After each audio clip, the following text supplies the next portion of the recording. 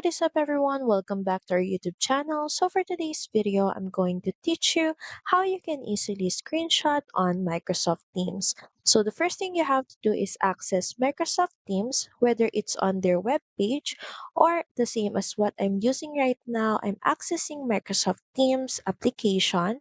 Then of course, you can log into your Microsoft Teams accounts so you can access information that you would like to screenshot. Next is head over to the Start menu, then start searching for Snipping tool, then press Enter. So this application is pre-installed on my Windows 11, but this application is also free to install if you still doesn't have it.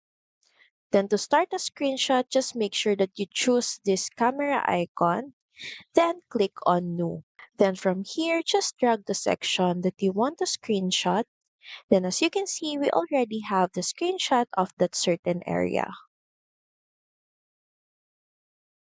You can simply copy this screenshot if you want to send it on Messenger, or say for example, we're going to copy it on Canva. Just right click, then click on copy. Then say for example, we're going to paste it on Canva. Just press on Ctrl+V.